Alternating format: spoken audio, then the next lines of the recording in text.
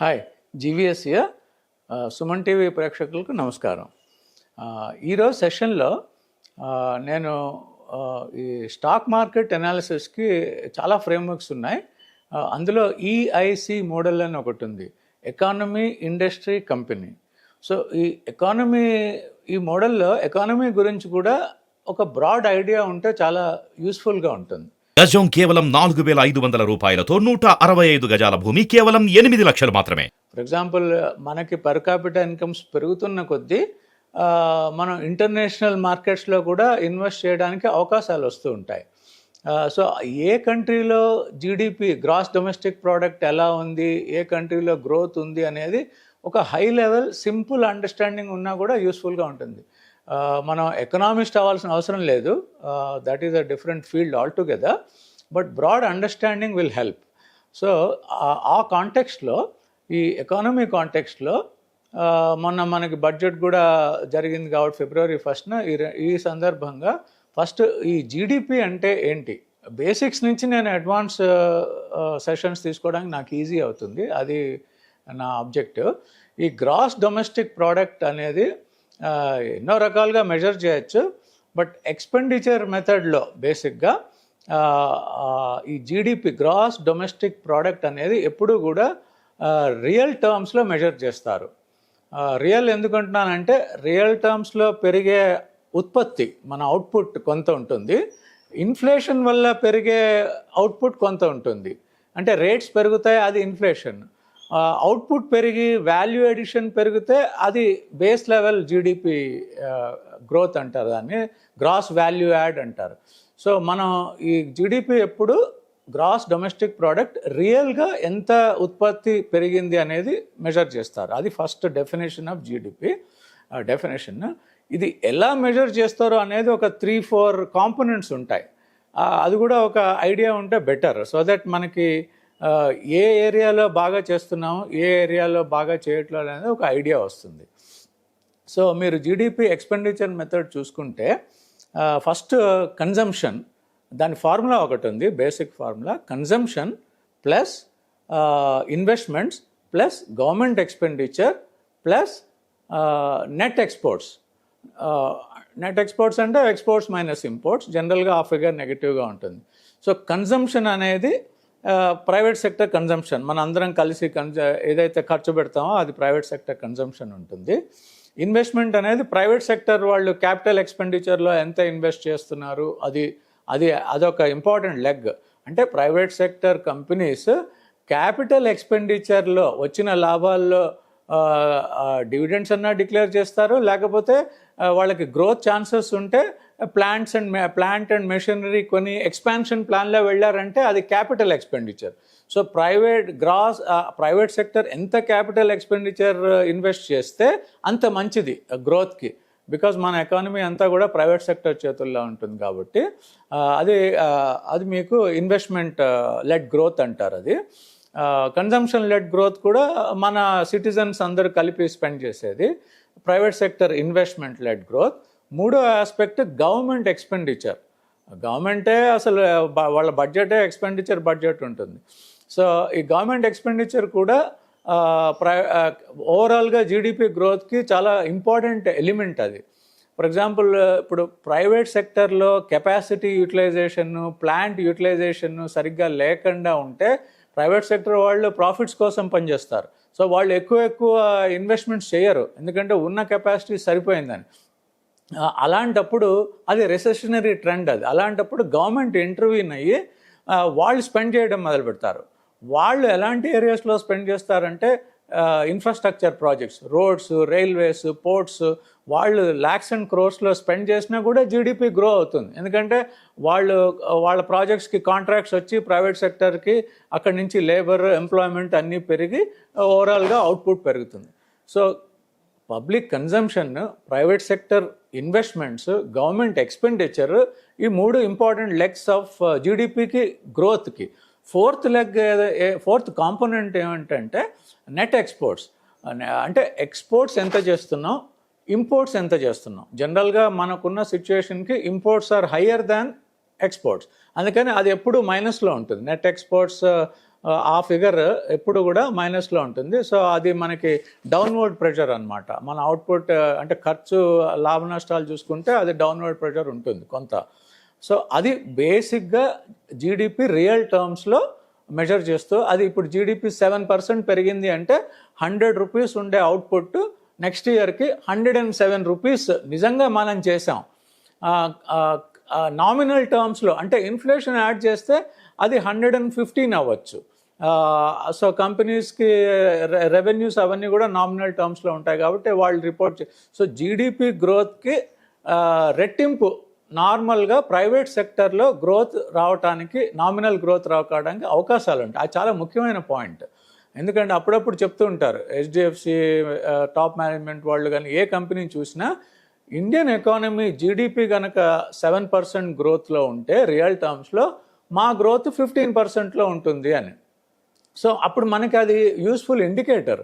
ఒక స్టాక్ మార్కెట్లో earnings growth ఏ కంపెనీకి ఎంత ప్రొజెక్ట్ చేయాలి అని చూసుకోవడానికి కూడా ఈ real GDP growth plus inflation చూసుకుంటే బ్రాడ్గా ఓవరాల్ ఎకానమీకి కలిపి ఫర్ ఎగ్జాంపుల్ నిఫ్టీ 50 ఎంత గ్రో అయ్యే ఛాన్సెస్ ఉంటాయనే దానికి ఒక అవగాహన వస్తుంది. ఎగ్జాక్ట్ సైన్స్ ఎక్కడా ఉండదు, కోరిలేషన్ ఉండదు. సో ఈ 4 కాంపోనెంట్స్ కలిపితే గ్రాస్ డొమెస్టిక్ ప్రోడక్ట్ జీడిపి అన్నమాట. అయితే మనం బడ్జెట్ చూసుకుంటే ఈ యాంగిల్లోంచి అనలైజ్ చేయొచ్చు. Okay, private sector capital formation ఎంత అవుతుంది, బాగా అయిందా లేదా, ఇవన్నీ ఇండికేటర్స్ ఫ్యూచర్కి. అలాగే గవర్నమెంట్ ఎక్స్పెండిచర్ పెంచిందా లేదా, ఎంత పెంచింది, సో దానివల్ల లాభ నష్టాలు ఏంటి, మనకి reserves position, net imports exports ఎంత, ఇంపోర్ట్స్ ఎంత, దానివల్ల డెఫిసిట్ వస్తుందా అనేది ఒక బడ్జెట్ని ఓవరాల్గా కొన్ని కోణాల్లోంచి యాంగిల్ చేయడానికి అవసరం అవుతుంది. అది బేసిక్స్ అనమాట. అయితే ఇందులో దీనికి ఒక ఎక్స్టెండెడ్ వ్యూ పాయింట్ ఏంటంటే మీకు బడ్జెట్ని బట్టి మనకి లోతు బడ్జెట్, ద్రవ్యోల్బణం అంటారు, ఇన్ఫ్లేషన్, లోతు బడ్జెట్ అంటే ఎంత గ్యాప్ ఉందనేది. సో ఈ గ్యాప్ వల్ల ఇన్ఫ్లేషన్ పెరుగుతుందా తగ్గుతుందా అన్నది కూడా ఒక వ్యూ పాయింట్ మనం వేసుకోవచ్చు. అయితే ఓవరాల్ ఇన్ఫ్లేషన్ అంటే రైజ్ ఇన్ ప్రైజెస్, ఏమీ అవుట్పుట్ లేకుండా ధరలు పెరిగితే అది inflation, rise in prices, simple definition. అది పెరగడానికి 2 మెయిన్ కారణాలు ఉంటాయి. ఒకటి మీకు బడ్జెట్ డెఫిసిట్, అంటే ఇప్పుడు ఫిస్కల్ డెఫిసిట్ అంటాం. Fiscal deficit is nothing but your total income. ఇప్పుడు గవర్నమెంట్కి 100 రూపీస్ వచ్చి గవర్నమెంట్ 105 రూపీస్ స్పెండ్ చేస్తుంది అంటే 5 రూపీస్ లోటు. అది దానికి తోడు గవర్నమెంట్కి ఇంట్రెస్ట్ పేమెంట్స్ కూడా ఉంటాయి. అది కూడా కలుపుకుంటే మీకు ఫిస్కల్ డెఫిసిట్ అయిపోతుంది టోటల్గా. సో ఈ ఫిస్కల్ పాలసీ అనేది గవర్నమెంట్ చేతిలో ఉంటుంది, మానిటరీ పాలసీ అనేది ఆర్బీఐ చేతిలో ఉంటుంది. ఈ 2 టూల్స్ ద్వారా ఇన్ఫ్లేషన్ కంట్రోల్ చేస్తూ ఉంటారన్నమాట. మీరు 100 రూపీస్ సంపాదించి 105 వరకు ఖర్చు పెడితే ఓకే, 105 కొంత గవర్నమెంట్కి ఎగ్జాక్ట్లీ సర్ప్లస్లో ఉండదు, ఎందుకంటే ఇప్పుడు ప్రాజెక్ట్స్ ఇంకా ఇన్ఫ్రాస్ట్రక్చర్ బిల్డింగ్ ఫేజ్లో ఉన్నాం కాబట్టి. అదే మీరు 110 అనుకోండి, ఇంకా అది వాళ్ళు ఆ గ్యాప్ ఏదైతే ఉందో, ఎందుకంటే బడ్జెటే లక్షల కోట్లలో ఉంటుంది. సో మీకు 0.1% తేడా ఉన్నా కూడా 30,000 కోట్లు తేడా వచ్చేస్తుంది, అంటే వాల్ పార్క్ ఎస్టిమేట్స్ ఇవి. సో మీరు అలాంటిది బడ్జెట్ డెఫిసిట్, మీకు ఫిస్కల్ డెఫిసిట్ 5% బదులు 10% అన్నారంటే అది మార్కెట్స్ కుప్పగొలుతాయి. సో అలా కాకుండా ఈ లిమిట్స్లో ఉండాలి, డెఫిసిట్ ఉండటం తప్పదు, కొంచెం లిమిట్స్లో ఉండాలి. సో ఫిస్కల్ డెఫిసిట్ అనేది గవర్నమెంట్ చేతుల్లో ప్లస్ ప్రైవేట్ సెక్టర్ ప్లస్ మన అందరం కలిపి ఫిస్కల్ డెఫిసిట్కి కాంట్రిబ్యూట్ చేస్తున్నాం. అదొక బేసిక్ పాయింట్. అలాగే మీకు ఫిస్కల్ డెఫిసిట్ కాకుండా కరెంట్ అకౌంట్ డెఫిసిట్ అని ఉంది. ఈ కరెంట్ అకౌంట్ డెఫిసిట్ అంటే మనం ఇందాక చెప్పినట్టు ఎక్స్పోర్ట్స్ మైనస్ ఇంపోర్ట్స్. మనకి ఇంపోర్ట్స్ ఎక్కువ, ఎక్స్పోర్ట్స్ తక్కువ కాబట్టి అక్కడ మనకి గ్యాప్ వస్తుంది. ఈ గ్యాప్స్ కలుపుకుంటే మీకు అదొక సెకండ్ గ్యాప్ అనమాట, current account deficit plus fiscal deficit. ఈ 2 కలుపుకుంటే మనకి ఇన్ఫ్లేషనరీ ఎఫెక్ట్, ఎంత బారో చేయాలి, గవర్నమెంట్ అప్పు చేయాల్సిందే. గవర్నమెంట్ అప్పు చేయడం అంటే ఆర్బీఐకి చెప్తుంది మనకి ఇన్ని లక్షల కోట్లు ఎక్స్ట్రా కావాలి, సో ట్రెజరీ బిల్స్ కానీ లాంగ్ టర్మ్ గవర్నమెంట్ సెక్యూరిటీస్ కానీ ఇష్యూ చేయి. బ్యాంక్ వాళ్ళందరూ సబ్స్క్రైబ్ చేస్తారు, వాళ్ళకి కొన్ని మినిమం సబ్స్క్రిప్షన్ రూల్స్ ఉన్నాయి. సో వాళ్ళందరూ దాని ప్రకారం గవర్నమెంట్ సెక్యూరిటీస్ కొంటారు. అదొక మేనేజ్మెంట్, అది ఫిజికల్ మేనేజ్మెంట్ అది. సో మనం ఈ కాంటెక్స్ట్లో తెలుసుకోవాల్సింది ఏంటంటే, మనకి ఇంపోర్ట్స్లో మెయిన్గా మనకి ఆయిల్ ఇంపోర్ట్స్ ఉన్నాయి, ఎలక్ట్రానిక్ గూడ్స్ ఇంపోర్ట్స్ ఉన్నాయి. సో ఆయిల్లో మనం సెల్ఫ్ సఫిషియన్సీ సంపాదించి ఎలక్ట్రానిక్ ఇంపోర్ట్స్ బదులు ఎలక్ట్రానిక్ మ్యానుఫ్యాక్చరింగ్ ఇండియాలో ఆల్రెడీ మొదలైంది. ఆ వేవ్ ఇంకా ఆగదు. సో కొంతకాలానికి ఎనర్జీ సఫిషియెంట్, గ్రీన్ ఎనర్జీ ఇవన్నీ మనం సెల్ఫ్ సఫిషియన్సీ అయ్యి ఆయిల్ డిపెండెన్స్ తగ్గించేసుకుంటే, అంటే నెక్స్ట్ 10-20 ఇయర్స్లో 20 ఇయర్స్ అనుకుందాం, దాంట్లో ఆయిల్ డిపెండెన్స్ ఆల్మోస్ట్ నెగ్లిజిబుల్ అయిపోయి ఎలక్ట్రానిక్ మ్యానుఫ్యాక్చరింగ్లో మనకి ఇంపోర్ట్స్ బదులు ఎక్స్పోర్ట్స్ మొదలు పెడితే, నెట్ ఎక్స్పోర్ట్స్ మొదలు పెడితే మనకి కరెంట్ అకౌంట్లో డెఫిసిట్ ఉండదు, కరెంట్ అకౌంట్లో సర్ప్లస్ మిగులుతుంది. అప్పుడు స్లోగా మనం ఎకానమీ స్ట్రాంగ్ అవుతున్నది అనే దానికి ఇండికేటర్స్ ఇవన్నీ. సో ఇది ఒక బ్రాడ్ ఐడియా ఉంటే ఎవరు ఏం చేస్తున్నారు, ఎప్పుడు ఎవరు ఇంటర్వ్యూన్ చేస్తున్నారు అనే దానికి ఒక పర్స్పెక్టివ్ వస్తుంది. సో మీకు fiscal, just to summarize, fiscal deficit largely government కంట్రోల్లో ఉంటుంది. Revenue minus expenditure plus interest payments అవన్నీ ఉంటాయి కాబట్టి. సో అలాగే మానిటరీ పాలసీ, ఈ పాలసీ ఇంటర్వెన్షన్స్ అనేది మానిటరీ పాలసీ ఆర్బీఐ చేతిలో ఉంటుంది, ఫిజికల్ పాలసీ అనేది గవర్నమెంట్ చేతుల్లో ఉంటుంది. ఇవి బ్రాడ్ వ్యూ పాయింట్స్, అంటే గ్రాస్ డొమెస్టిక్ ప్రోడక్ట్కి సంబంధించిన విశేషాలు. ఎందుకంటే నెక్స్ట్ సెషన్లో నేను మీకు ఈ బడ్జెట్లో మొన్న రిలీజ్ అయిన February 1 బడ్జెట్ గురించి కొన్ని కీ పాయింట్స్, అంటే నాకు నచ్చిన పాయింట్స్, చాలామంది ఆల్రెడీ చెప్పారు, బట్ మనకి ఇన్వెస్ట్మెంట్ యాంగిల్లోంచి నేను అబ్జర్వ్ చేసిన కొన్ని పాయింట్స్, అది నేను మీకు చెప్పే ముందు ఈ బ్యాక్గ్రౌండ్ అండర్స్టాండింగ్ ఉంటే మీకు చాలా ఈజీ అవుతుంది. యంగ్ జనరేషన్ వాళ్ళకి ఇవన్నీ కూడా అవసరం. ఎందుకంటే ఇప్పుడు మీరు ఏదైనా కంట్రీకి వెళ్తే ఆ కంట్రీ గ్రోత్ ఉందా లేదా అనేది కూడా, ఆ కంట్రీ పర్ క్యాపిటల్ ఇన్కమ్స్ ఏంటి, ఆ కంట్రీ జీడిపి గ్రోత్ ఏంటి, ముఖ్యంగా ఇన్వెస్టర్ పర్స్పెక్టివ్లో ఒక ఐడియా ఉంటే చాలా యూస్ఫుల్గా ఉంటుంది. దాని ఆబ్జెక్టివ్ అనమాట ఇది నేను చెప్పడానికి. సో ఇవి మనం చూసుకుంటే మనకి ఈ బిగ్ పిక్చర్ కూడా ఇప్పుడు ఈజీగా అర్థం అవుతుంది. ఓకే, మనం ఇప్పుడు 7% గ్రోత్లో ఉన్నాం, రియల్ జీడిపి గ్రోత్లో.